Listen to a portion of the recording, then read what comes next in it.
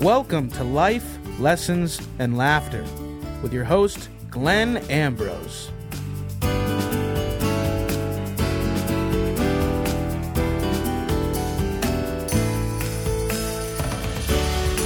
Hey everybody, welcome to the show. So today I am talking, I just made a joke before we went on air, so it's funny. And I'm not telling you guys. So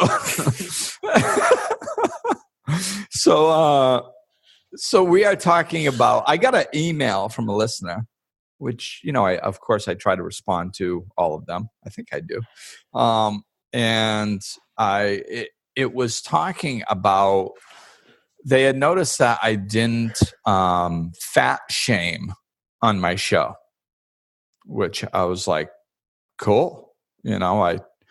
I don't think I put a lot of consciousness into not doing that, but I'm glad that I don't. I don't want to do any type of shaming, And I was thinking, I said, well, maybe, it might have something to do with being a personal trainer for many years.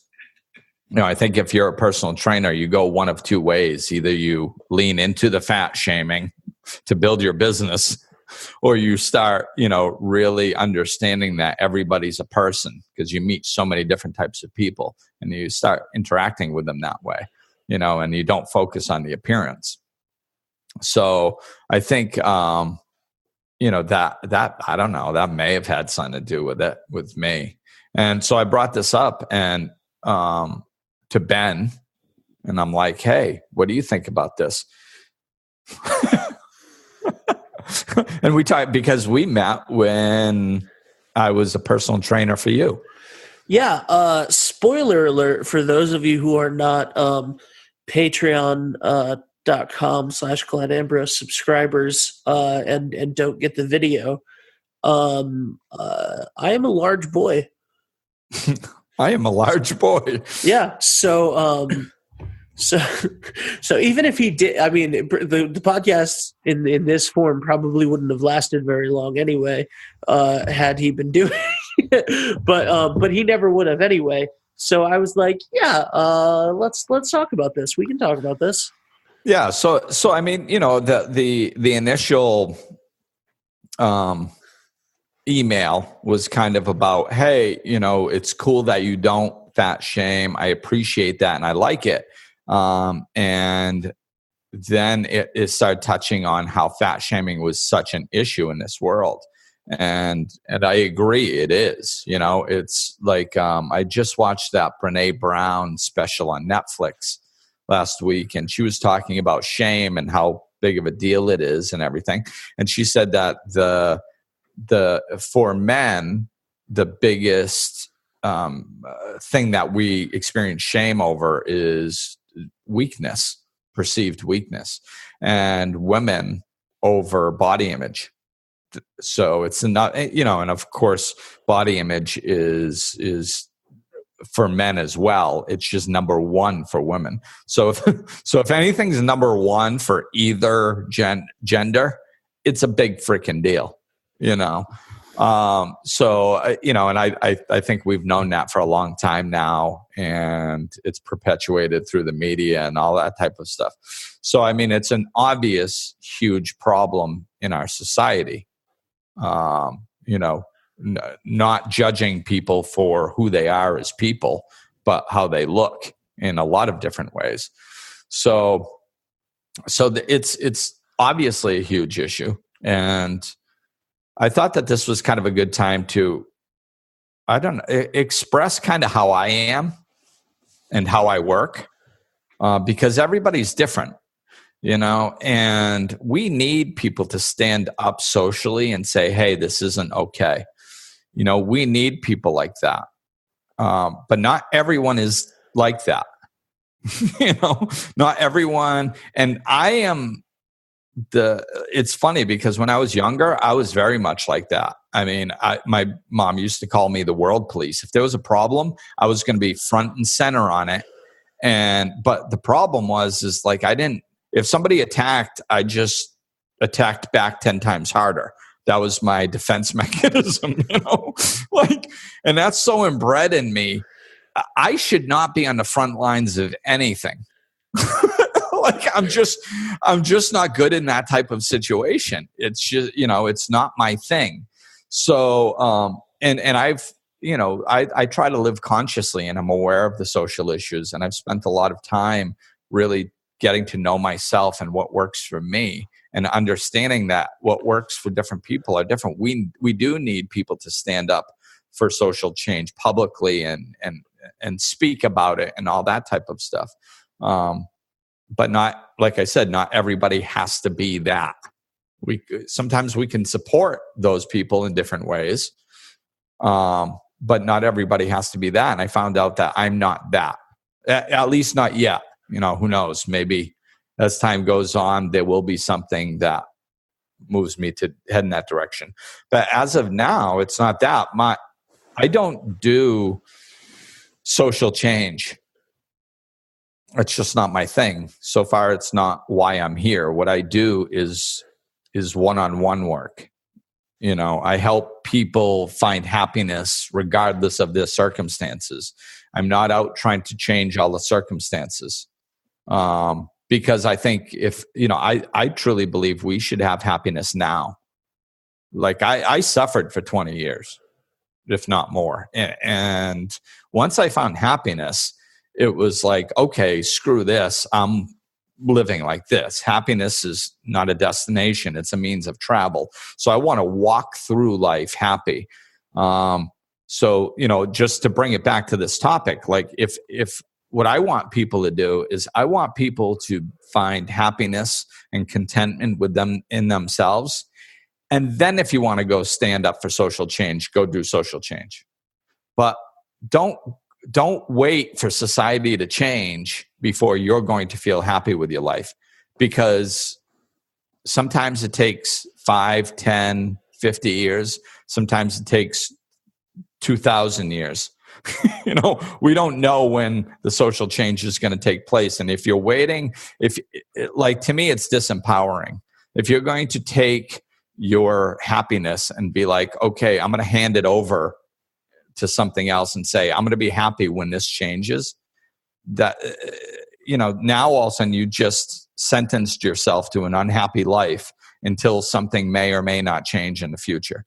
And to me, that's disempowering. That's why it's just not in alignment with what I teach. Like I said, there's a place for it. It's just not what I do. So what I do is try to help people find happiness where they are, regardless of their circumstances. And then they can, head in the direction of social change if they so choose, if that's their thing, or not, if it's not their thing. The big social change element that there is, if there's any, to your work, is there is one exception to I believe to what you're saying that you don't do, which is the Great Love Project. And the idea of which kind of is an all-encompassing thing of there are so many issues that you can get bogged down in, and your goal is to get people to approach everything with love and to focus on love and to expand with love. And I think that is what in a sense brings on the societal change. And it also is the greatest, loving yourself and loving, whatever it is that is being shamed about you, like loving that, and loving the people that are doing it, whenever there's something like you said it many times, like all work is self-work. And yeah, when people attack you, there's something wrong with them. Right. So if you can approach that with love and yourself with love, then you can take away some of the suffering from this shame that's being, right. This societal change that is, or this societal problem that's hurting you is very real. And the hurt is very real, and the suffering is very real. But if you can sort of reset your perspective on it and understand that the people that are attacking you or saying these things don't know you, most likely, don't know your story, and it doesn't matter if they did. Right. Because they're not coming at things from an honest, earnest, well-meaning sense. You know what I mean? And that's something that I think that fat shaming in particular, like you said with the personal trainers, right? Like personal trainers can go one way or another. And I think that a lot of people in the health and wellness community that do fat shame, among other things, are people that are not. That's not the purest of intentions. Your purest of intentions are not just to help these people. If you're making fun of them or screaming at them or demeaning them, right? Yeah, so those are my thoughts. And I agree with you. And I mean, sometimes, we have to remember that when people are doing things that they shouldn't be doing, they are living unconsciously. And sometimes that's with good intentions and sometimes it's without. So if somebody, somebody can be going, no, I fat shame because I really want them to live a better life. Like they can actually believe that on a surface level, but they're living unconsciously.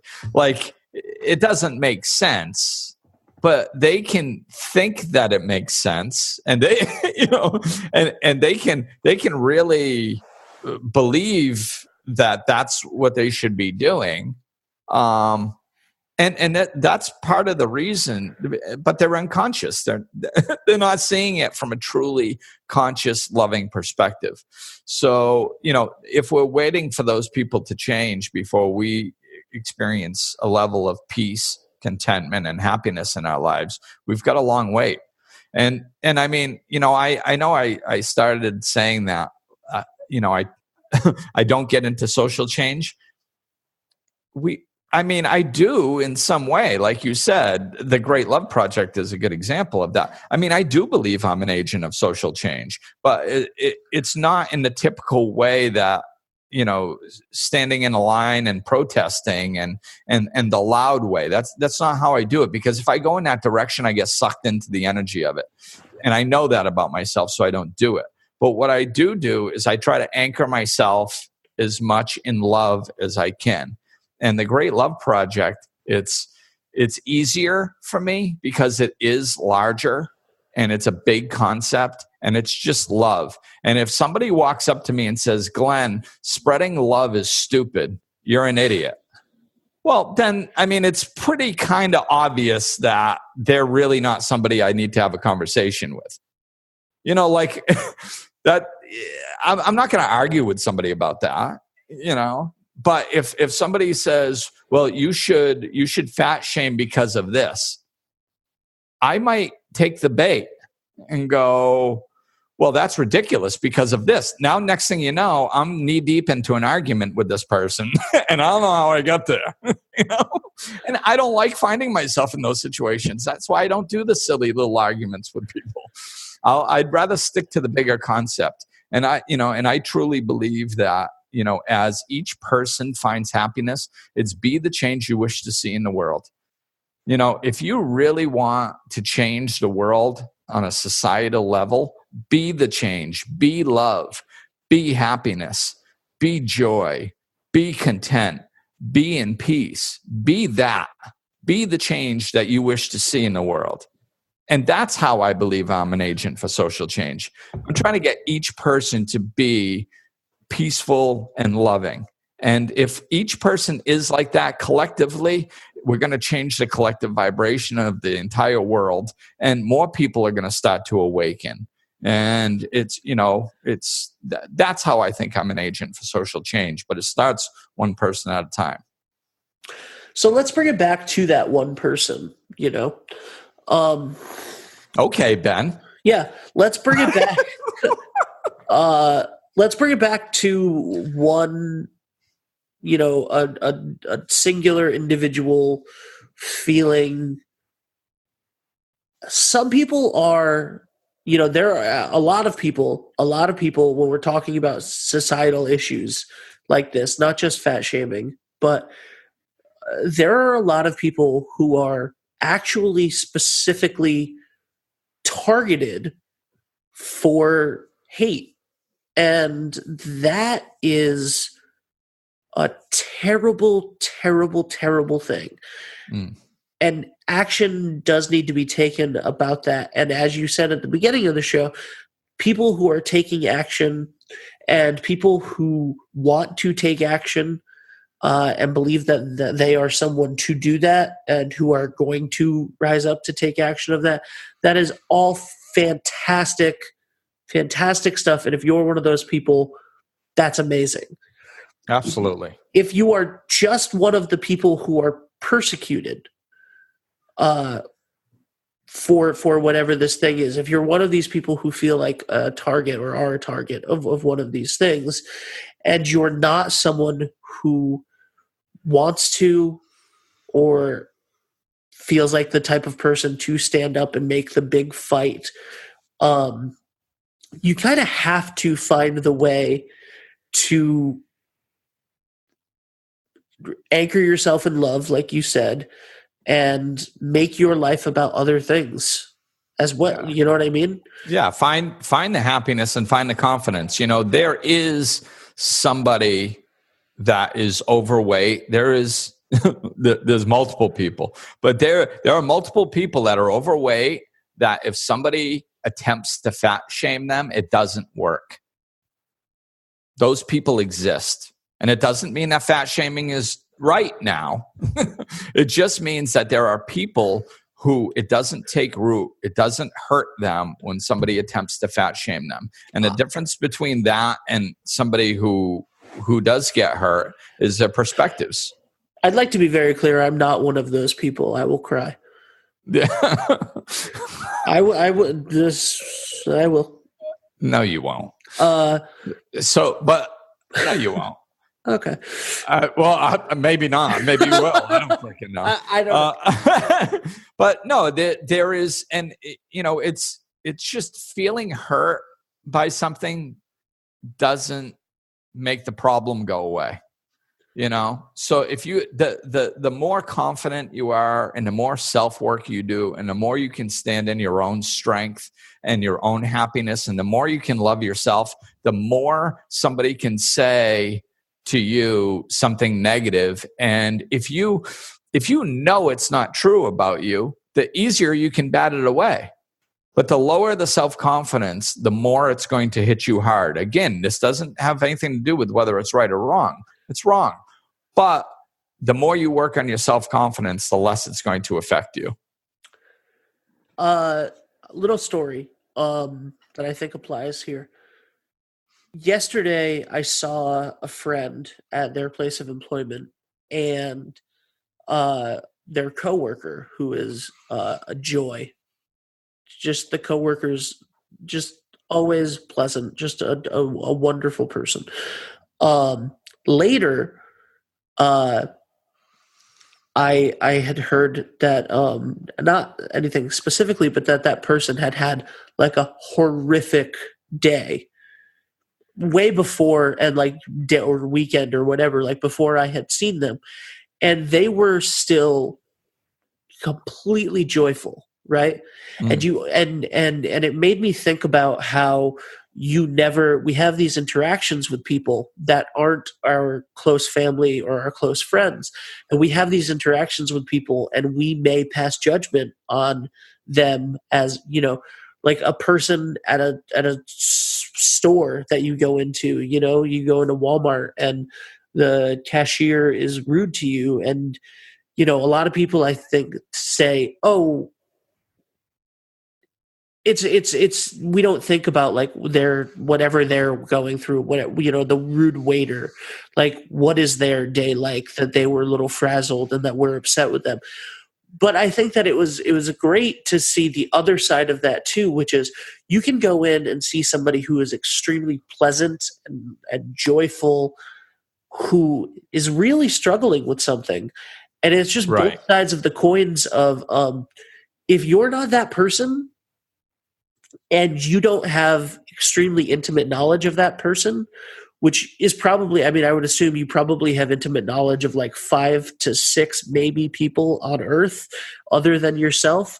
So if you're not one of those 5 or 6 people, any single person that you're dealing with on a day-to-day basis is going through things that you have absolutely no idea what they are.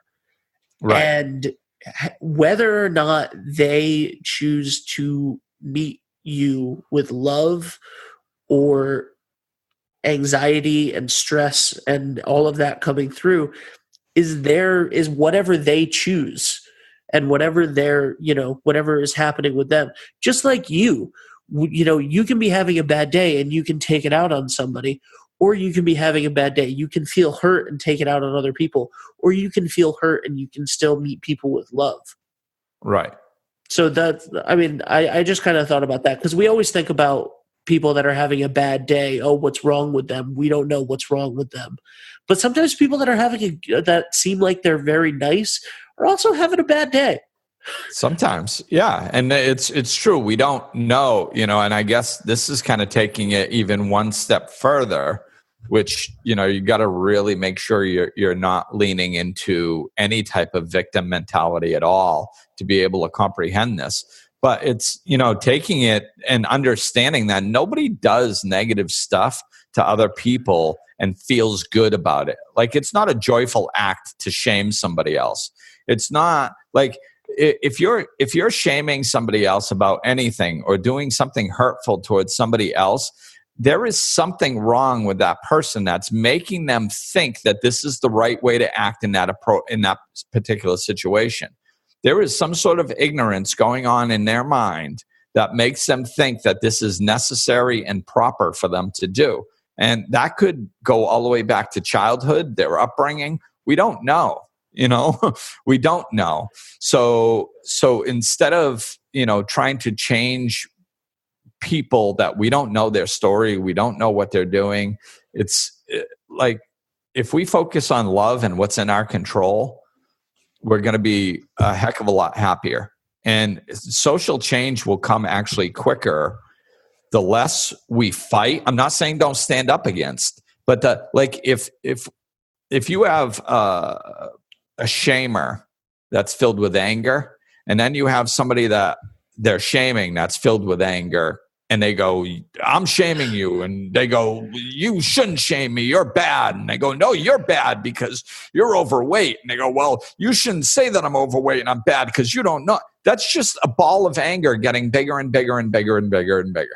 That's how things never get settled. That's one of the reasons why we have all the social problems now, is because we've been doing this for thousands of years. We just argue with each other.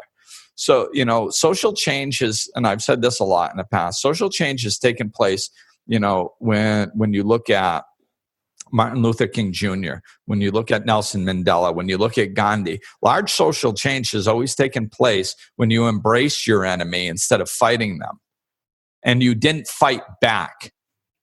You stopped because somebody had anger and they were attacking. And instead of attacking back, the side stopped attacking and said, wait a minute, I'm not fighting with you. I just want to open a dialogue. I don't want to fight with you. I just want to open a dialogue. When they came from love instead of anger and attacking, that's what has induced large social change. So it's, and that's one of the reasons why I don't get involved in this type of stuff, because it's too juicy for me, man.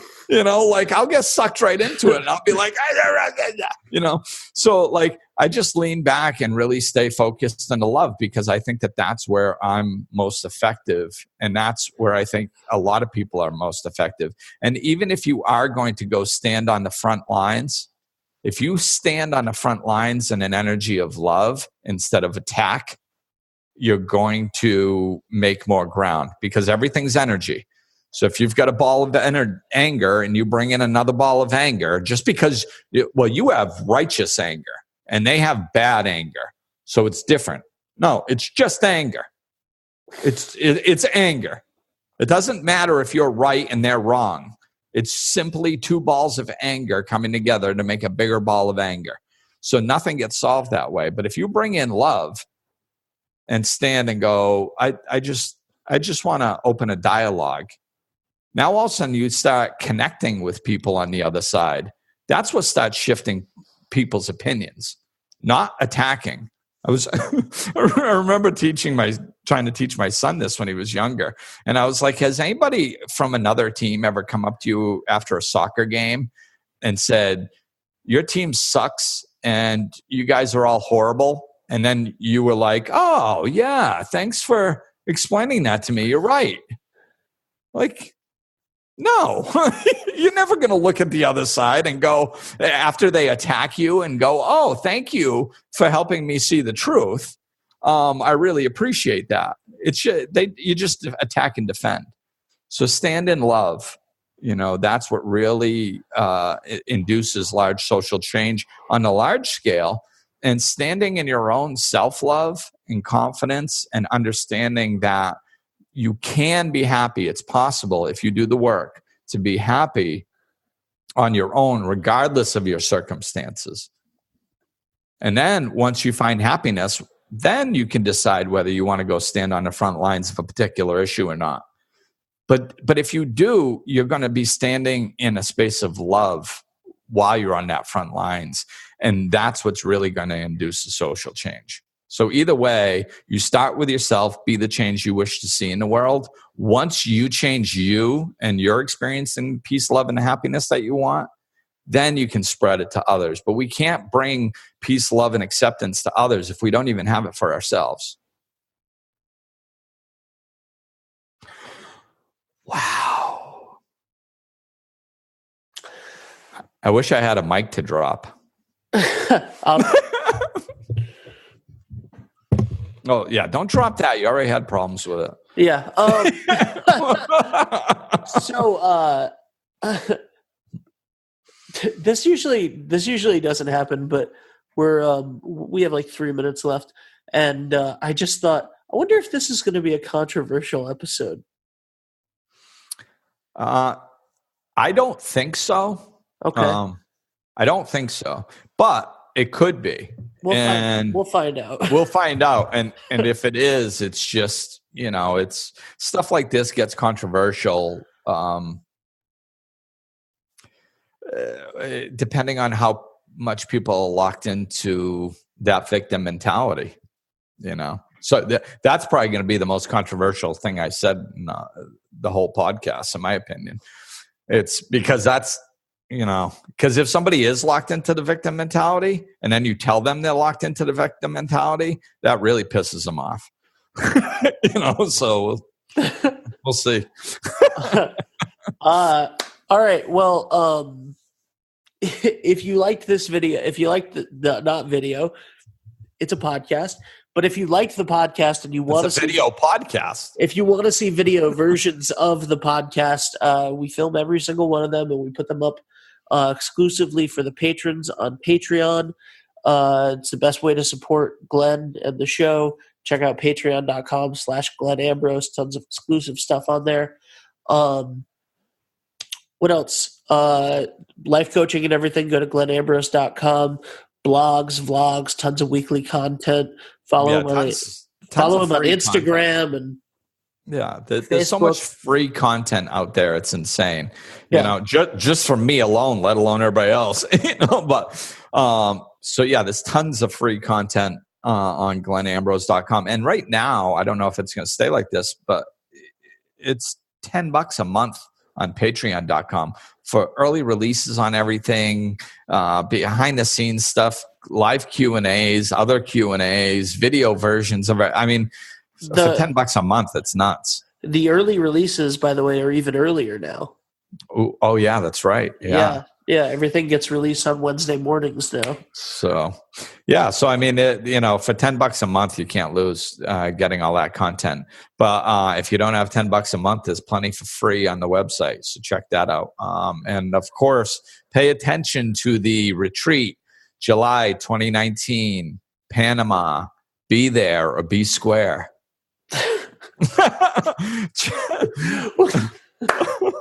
Bravo.